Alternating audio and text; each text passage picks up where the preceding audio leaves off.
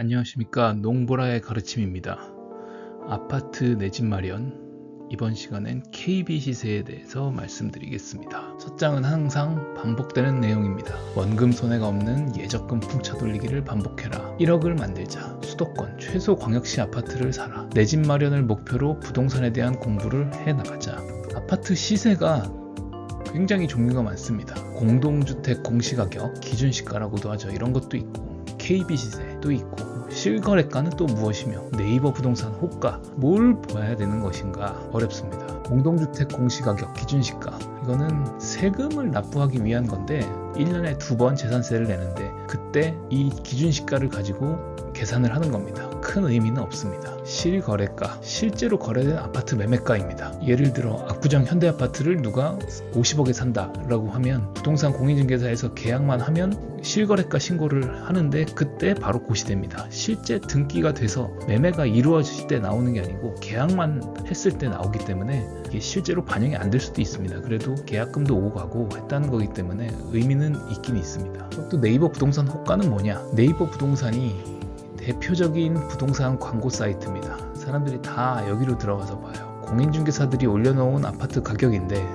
믿으면 안 됩니다. 이것도 뭐 우리나라의 대표적인 아파트인데 마포 레미안 프루지오 같은 평수 59제곱미터짜리인데 다 금액이 달라요. 물론 여기 어떤 동인지 몇 층인지 향이 어떤지 이렇게 다 다르게 나오지만 그래도 이 정도까지 금액이 다르다는 거는 10억 7천짜리 이런 건 가보면 이 물건이 없을 가능성이 큽니다.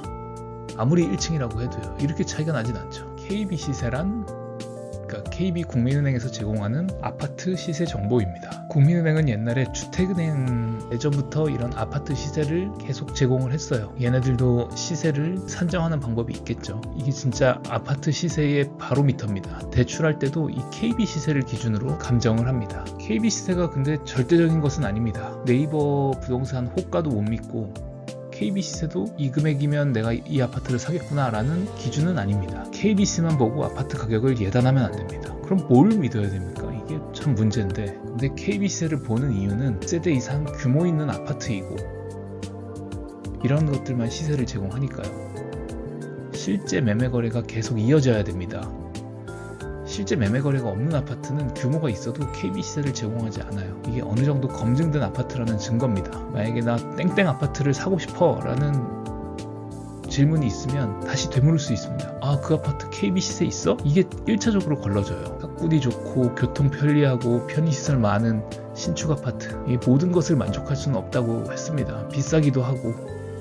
그래도 포기할 수 없는 건 KB 시세는 있어야 됩니다. 대단지 아파트는 아니지만 최소한의 규모가 있고 최근까지 일정 수준 이상 거래가 이루어지고 대출 받을 때도 담당자가 시세를 바로 확인할 수 있는 아파트, 이런 아파트가 KB 시세에 있는 아파트라는 겁니다. KB 시세가 있는 아파트 중에서도 5구 4평이죠, 8호 33평이죠 위주로 너무 소형만 있거나 투룸짜리 아니면 9평 40평짜리 대형만 있으면 이것도 조금 좋지 않습니다. 학군, 교통, 편의시설이 어느 정도 갖춰지고 토역세권 이런 건 아니지만, 그리고 30년 이상 구축, 신축은 바라지도 말아야 됩니다. 가격은 5, 6억대.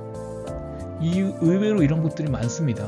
수도권, 서울 내에서도 있는데 서울에서는 사실 쉽진 않고 광역시로 가면 확실히 많습니다. 근데 수도권에서도 찾을 수 있습니다. 계속 강조하지만 눈을 낮춰야 됩니다. 그런데 다른 건 포기해도 KB 시세는 있어야 됩니다. 이제 직접 찾아봐야 됩니다. 이제 직접 찾아보는 것을 소개해 드릴 겁니다. 감사합니다.